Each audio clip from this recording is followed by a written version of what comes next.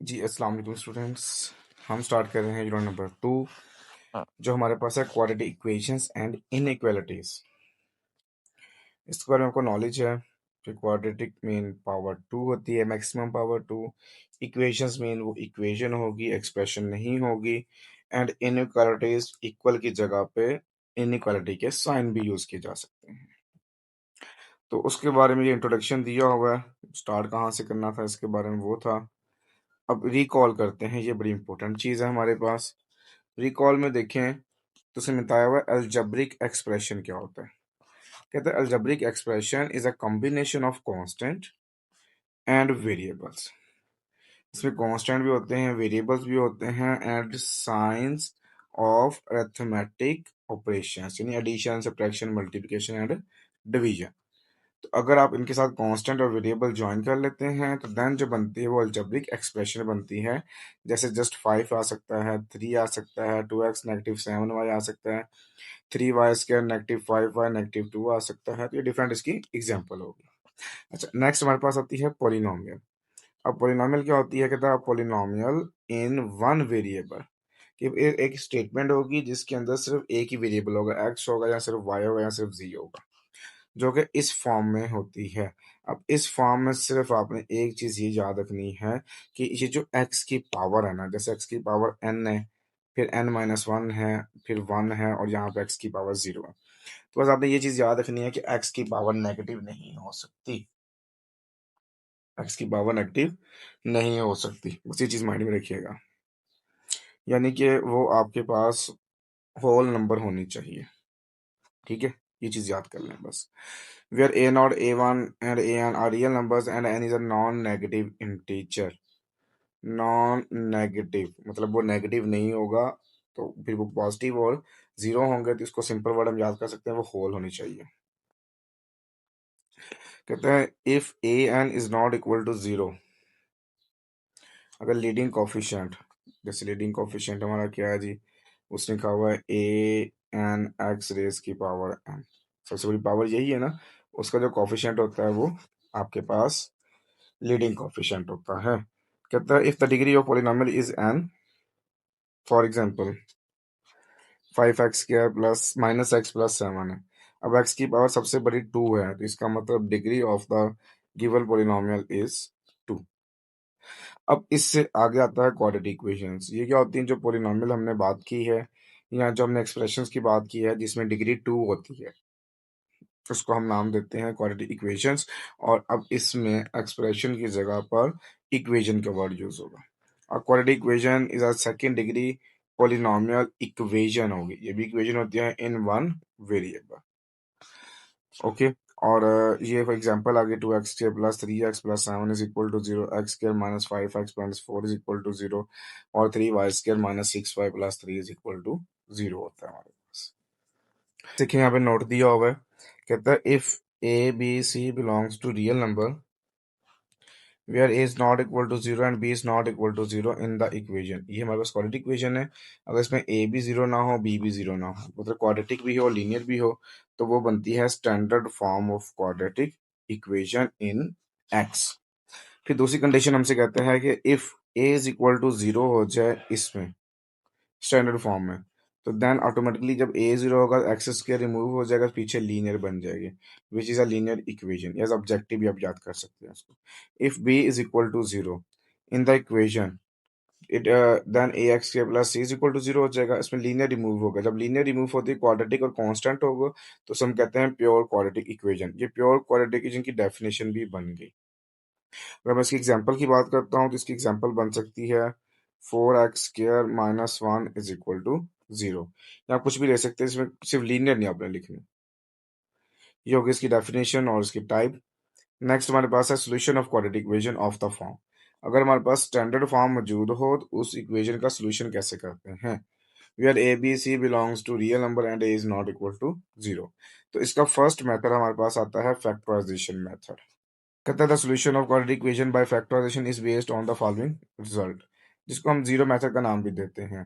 जैसे first to values हैं equal to zero हैं, तो इसका मतलब फर्स्ट वैल्यू भी इक्वल टू जीरो होती है और सेकंड वैल्यू भी इक्वल टू जीरो होती है।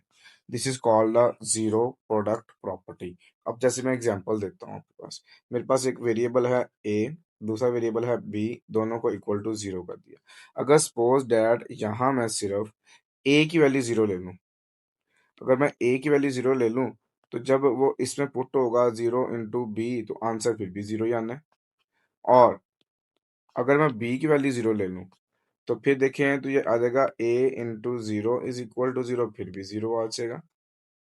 तो इस तरह से हम बात करते हैं, जब प्रोडक्ट की प्रॉपर्टी लगती है तो फर्स्ट वैल्यू भी इक्वल टू 0 और सेकंड वैल्यू भी इक्वल टू 0। और देन ये भी पॉसिबिलिटी है कि दोनों वैल्यू 0 हो जाए, तो हम दोनों में ऑप्शन लेते होते हैं। देखिए ना, आप सेंटर में नोट कर सकते हैं, यहाँ पे ओ आर और का वर्ड यूज हुआ है। Okay, so this is called the zero product property, और इस मेथड को हम कहते हैं फैक्टराइजेशन मेथड। जैसे एग्जांपल दी हुई है, उसको जैसे देख लीजिएगा आप। हम जब क्वेश्चंस करेंगे तो वहां डिटेल में बात करेंगे इसकी। नेक्स्ट कहते हैं कि ये डू यू नो में लिखा हुआ है, ऑब्जेक्टिव है। Every quadratic equation has at most two roots. हर क्वाड्रेटिक इक्वेशन में दो रूट्स होते हैं। सिंपल सी बात याद रखें, जितनी भी पॉलिनोमियल यानी इक्वेशंस की पावर होती है ना, मैक्सिमम पावर से डिग्री कहते हैं, क्वाड्रेटिक में 2 होती है ना, इसलिए उसके आंसर 2 आते हैं। रूट्स आंसर होता है बेसिकली। क्यूबिक में 3 होती है, उसके आंसर 3 आते हैं। बाई क्वाड्रेटिक में 4 होती है, उसके आंसर 4 होते हैं। लीनियर में 1 होती है, उसका आंसर 1 होता है। तो जितनी मैक्सिमम डिग्री, मैक्सिमम पावर जिसको हम डिग्री कहते हैं, वो होगी, उतने ही उसके रूट्स यानी उसके आंसर होंगे। नोट लिखा हुआ है, डेफिनेशन भी कह सकते हैं आप।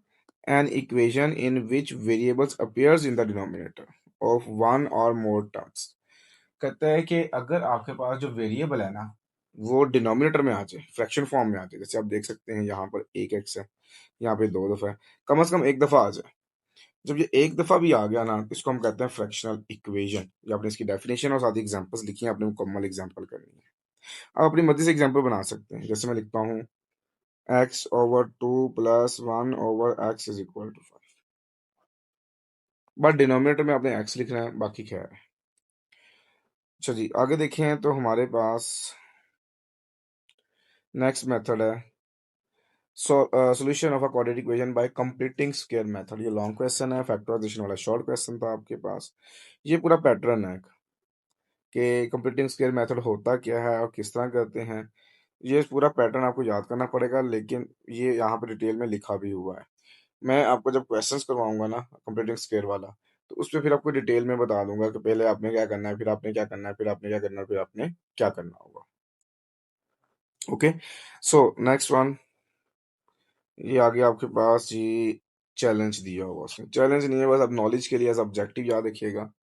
कहते हैं the square of every real quantity is non negative. देखें, सिंपल सी बात है, ब्रैकेट के अंदर जो मर्जी लिख लो, जब भी उसका स्क्वायर आना है ना, तो वो हमेशा पॉजिटिव आंसर आना है। ठीक होगी बात मेरी। Next, and therefore greater than 0। देखिए, जब इसमें वेरिएबल होगा एक्स प्लस वन ले लें, एक्स माइनस वन ले लें, जैसे उसने ए माइनस बी लिया हुआ है, तो जब भी इसका स्क्वायर लेंगे वो आंसर 0 से बड़ा ही आना है। ठीक होगी बात यहाँ पर। बट ये 0 भी हो सकता है उस कंडीशन में, अगर यहाँ पर दो वेरिएबल आ जाते हैं, जैसे ये आ जाता है एक्स प्लस वाई का स्क्वायर, और एक्स भी 0 हो जाएगा और वाई भी 0 हो जाएगा। नेक्स्ट हमसे कहता है डू यू एग्री कि x plus y over 2 is greater than square root x and y. कुल अगर यहाँ पर एक्स और वाई की कोई वैल्यू होगी, तो वो हमेशा उससे ग्रेटर ही आएगा। एज ऑब्जेक्टिव इसको याद रखिएगा आप। नेक्स्ट हमारे पास है derivation of quadratic formula by computing square method. बिल्कुल ऐसा ऑब्जेक्टिव ही याद रखना है आपने, क्वाड्रेटिक फार्मूला किस मेथड से डिराइव किया गया था। तो उसका नाम क्या है जी, कंप्लीटिंग स्क्वायर मेथड। अब वो क्या है जी, देखिए मैंने को बताया था स्टैंडर्ड फॉर्म हमारे पास गिवन है। फर्स्ट ऑफ ऑल इसको हमने राइट करना है, फिर उसके बाद इसमें जो कांस्टेंट वैल्यू है उसको सेपरेट कर लेना है। देन जो लीडिंग कोफिशिएंट यानी एक्स स्क्वायर सबसे बड़ा है, उसका कोफिशिएंट ए है, उस पर डिवाइड कर लेना है।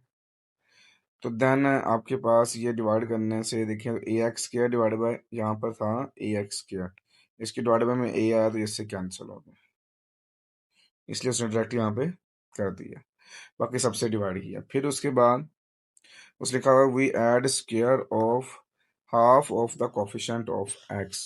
जो कि b/2a बनता है। अब ये बड़ी लंबी कहानी है और वो कहानी क्या है, ज़रा गौर से सुने। हमारे पास है जी x square plus b/a x। देखिए, ये बनता है ए स्क्वायर, यानी फर्स्ट वैल्यू बनती है ए का स्क्वायर, ये वाली बनती है 2ab और हमें बी स्क्वायर चाहिए होता है। तो हम क्या करते हैं, इस सेकंड वैल्यू की मदद से हम बी की वैल्यू फाइंड करते हैं। अभी मैंने बताया कि ये वैल्यू किसकी इक्वल होती है, 2ab के इक्वल होती है। तो यहाँ मैं आपको समझाने के लिए लिख देता हूँ 2ab is equal to b/a x हमारे पास। ओके, अब आप देखें तो हमें तो बी निकालना है। क्या निकालना है हमें, बी।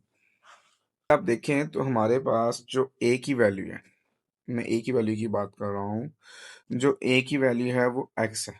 तो याद यहाँ पे देख सकते हैं ए की वैल्यू एक्स है, तो इस ए की जगह पर ये एक्स आ जाएगा। तो ये आ जाएगा 2xb is equal to b/a x। से एक्स की वाला हमारा कैंसिल आ गया और ये वाला हमें निकालना था लेफ्ट साइड वाला, तो ये b is equal to b/2a बन जाएगा। अब जो वैल्यू आई है इसका हम स्क्वायर ले लेंगे। मैं एक एग्जांपल देता हूँ। मेरे पास क्वेश्चन है जी एक्स स्क्वायर प्लस 4x है।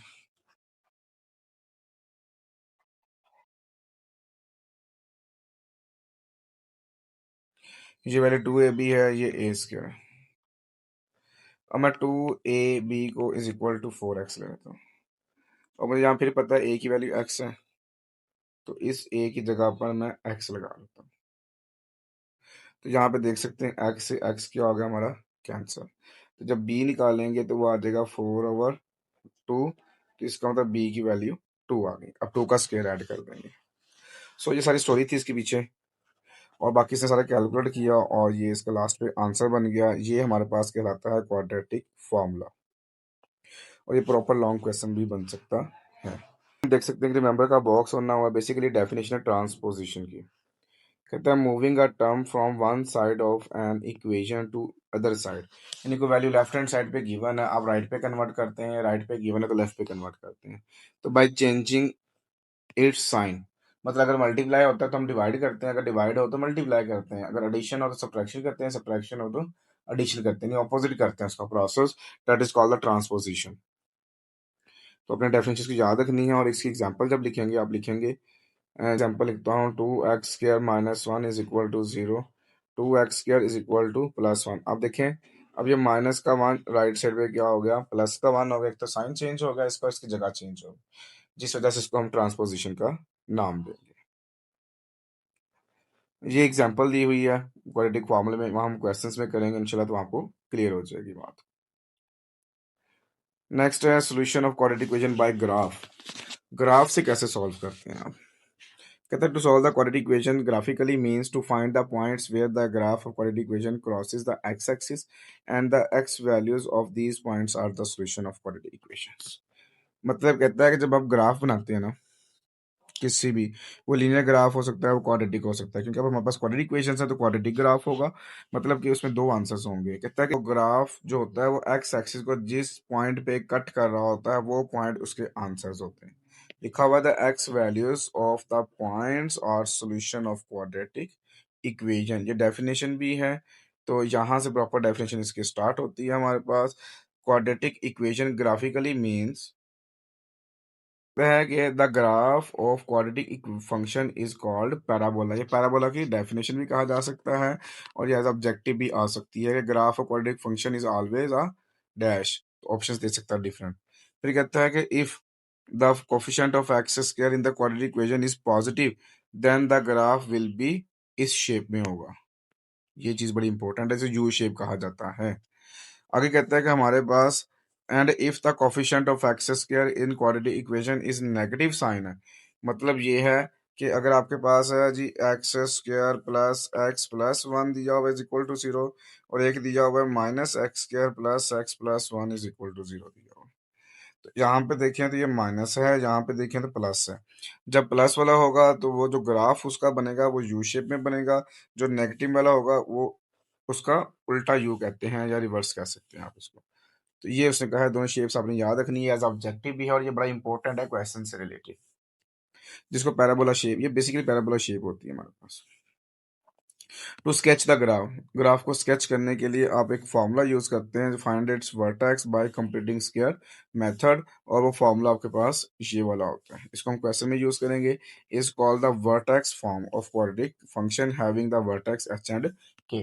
वर्टेक्स फॉर्म बनाकर वहां से हम वर्टेक्स निकालते हैं और फिर वहां से हमारा उसका सोल्यूशन फाइंड होता है। ये एग्जांपल दी हुई है, आप देख सकते हैं, थोड़ा सा आपको गाइड कर देता हूँ। ये ग्राफ बना हुआ है पैराबोला में, और आप देख सकते हैं -2 पे एक्स एक्सिस कट हो रहा है और ये 2.5 पे कट हो रहा है, राइट। और ये दोनों इसके सॉल्यूशंस होते हैं, और जिस पॉइंट पे ये टर्न करता है वो ये पॉइंट होता है जिसे हम वर्टेक्स पॉइंट का नाम भी देते हैं, जो मैंने आपको फार्मूला बताया ये वाला, इसकी मदद से हम वो फाइंड करते हैं और वो पॉइंट हमारा ये बनता है।